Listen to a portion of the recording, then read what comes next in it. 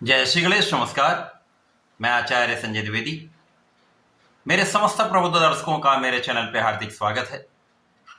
प्रिय दर्शकों, आज मैं नवग्रहों में सेनापति मंगल के राशि परिवर्तन प्रभाव को लेकर आपके सम्मुख उपस्थित हूं। 20 अक्टूबर को मंगल अपनी राशि का परिवर्तन कर चुके हैं तथा वर्तमान समय में चंद्रमा की कर्क राशि में प्रवेश कर चुके हैं।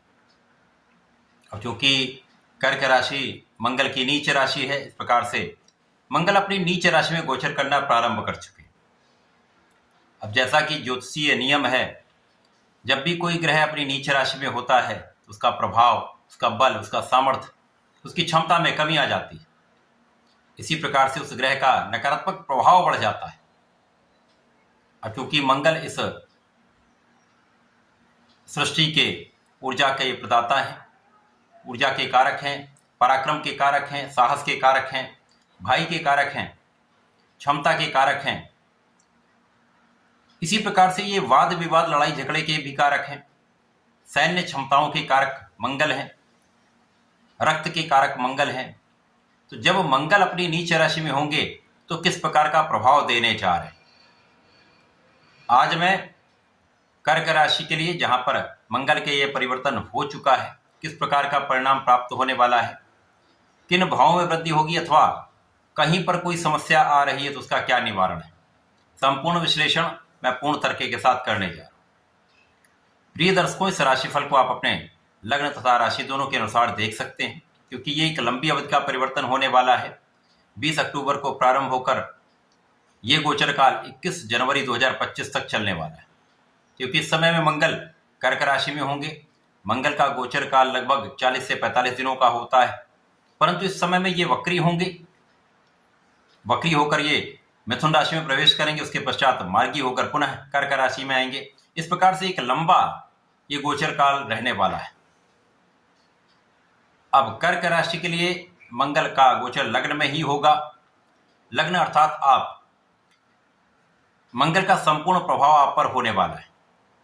परंतु यदि स्थितियों का अवलोकन करें तो चंद्रमा की राशि है, चंद्रमा का परिवर्तन 2.5 दिन में हो जाता है। इस प्रकार से एक माह में लगभग 12 से 15 दिन चंद्रमा केंद्र के भाव में होंगे, जिसके कारण मंगल का ये नीच भंग भी होगा। जब किसी ग्रह का नीच भंग हो जाता है तो वो ग्रह एक सकारात्मक प्रभाव देने लगता है, एक राजयोग की भांति ये प्रभाव प्राप्त होने लगता है। इसीलिए इसे नीच भंग राजयोग कहते हैं। तो कुछ समय समस्याग्रस्त रहने वाला है, परंतु कुछ समय अच्छे लाभ भी प्राप्त हो सकते हैं। अब कर्क राशि के लिए मंगल कारक भी हैं, क्योंकि यहां पर ये आपके कर्म क्षेत्र तथा आपके पंचम के स्वामी हैं। कर्मेश पंचमेश का गोचर लग्न में हो रहा है। वैसे तो ये बहुत अच्छा परिवर्तन है, यहां पर मंगल बलवान होते हैं, परंतु केंद्र के भाव में होकर, लग्न में होकर भी ये नीच राशि में, तो यहां पर पूर्ण रूप से प्रभाव आपके मन मस्तिष्क पर इनका रहने वाला है।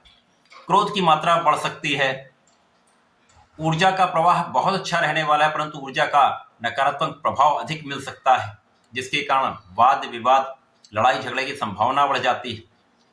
क्रोध बढ़ने के कारण अचानक ही आप कोई ऐसा निर्णय ले सकते हैं जो समस्या का कारण बन सकता है। एग्रेशन समस्या का कारण बनने वाला है। तो यहां पर निश्चित रूप से इस समय में आपको पूर्ण रूप से नियंत्रित रहना है। क्रोध पर पूर्ण नियंत्रण रखना ही होगा, नहीं तो ये आपके कर्म क्षेत्र पर भी इसका प्रभाव होगा, आपके पंचम भाव पर भी इसका प्रभाव पड़ने का। अब पंचम भाव जो कि ज्ञान का भाव है, यहां पर यदि ऊर्जा का सकारात्मक प्रभाव मिलता है तो ये भाव अत्यंत प्रबल हो जाता है। पढ़ाई में आप बहुत अच्छा करते हैं, तो विद्यार्थियों के लिए ये समय समझदारी का है, सोच विचार कर अपने कार्य को संपूर्ण करने का है। मन के भटकाव से आपको बचना पड़ेगा। इस समय में संतान पक्ष कुछ निर्बल हो सकता है, यहां पर क्लेश की संभावना बढ़ती है, संतान से विवाद की संभावना बढ़ती है। तो प्रेम संबंधों के लिए समय भटकाव का ही है, कष्ट का ही है। मंगल का प्रभाव साझेदारी में एक अच्छा लाभ आपको देने वाला है, सकारात्मकता देने वाला है, क्योंकि यहां पर उच्च राशि पर इनका प्रभाव होगा। तो जब जब चंद्रमा की स्थिति अच्छी होगी तो आपको बहुत अच्छा परिणाम यहाँ पर प्राप्त होने वाला है। इसी प्रकार से पढ़ाई के क्षेत्र में भी जब जब चंद्रमा केंद्र में होंगे तो आपका पढ़ाई में मन भी लगेगा, आपका रिजल्ट भी बहुत अच्छा आएगा, प्रतियोगिता परीक्षा में भी बहुत अच्छा आप करने वाले, क्योंकि ऊर्जा का सकारात्मक प्रभाव आपको ग्रोथ देने वाला होगा, आपको अच्छे परिणाम की प्राप्ति कराने वाला होगा। संतान से भी बहुत अच्छा संबंध होगा, संतान से भी आपको लाभ मिलेगा, ज्ञान से भी आपको लाभ मिलेगा। इसी प्रकार के विवाद से आपको बचना चाहिए, चाहे वो उच्चाधिकारियों से हो, चाहे आपके साथ काम करने वाले लोगों से हो, क्योंकि यहां पर ऐसी स्थितियां बनेंगी जब आपको ऐसा लगेगा कि आपको कोई उकसा रहा है, आपको कोई प्रोवोक कर रहा है। उस स्थिति में भी आपको बहुत संयम रखना है, सामंजस्य बनाकर आपको अपने कार्यक्षेत्र में लगे रहना है, चाहे वो व्यापार का क्षेत्र हो, नौकरी का भाव हो अथवा आपका प्रोफेशन हो। कभी कभी ऐसी स्थितियां बनेंगी जब आप का मन खिन्न हो जाएगा, क्रोध बढ़ जाएगा, तो इस समय ही आपको संपूर्ण रूप से धैर्य रखना है, विवेकपूर्ण निर्णय लेना होगा। समझदारी से आप कार्य करेंगे तो इस समय में बहुत बड़ी समस्या नहीं आने वाली, क्योंकि कुछ ग्रहों के अन्य परिवर्तन भी इस बीच में होंगे जो आपके लिए अत्यंत सकारात्मक रहने वाले हैं।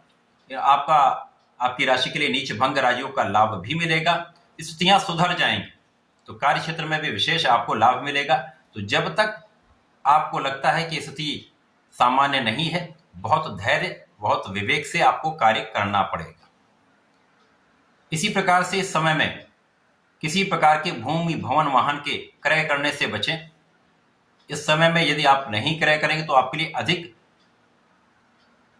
समस्या का समय नहीं रहेगा, क्योंकि यहां पर कहीं ना कहीं इन चीजों के कारण विवाद की संभावना दिखती है।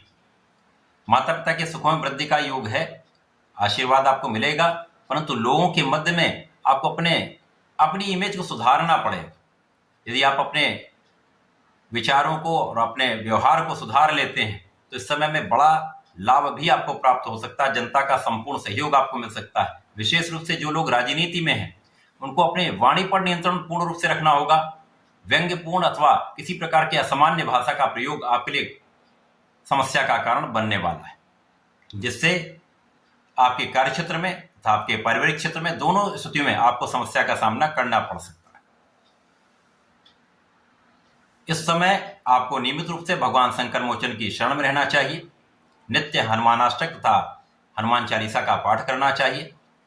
प्रत्येक बुधवार को गणपति जी के अथर्वशीर्ष का पाठ करें अथवा संकटनाशन गणेश स्तोत्रम का पाठ कर लेते हैं, सारी समस्याओं का अंत होगा, बहुत सारे कष्ट समाप्त होंगे, जीवन में आपको प्रगति के अवसर भी मिलेगा, आपका अपने मन पर नियंत्रण हो जाएगा। तो ऐसा करके समय का उपयोग करके लाभ ले सकते हैं, ऐसा करें, लाभ लें। धन्यवाद, नमस्कार।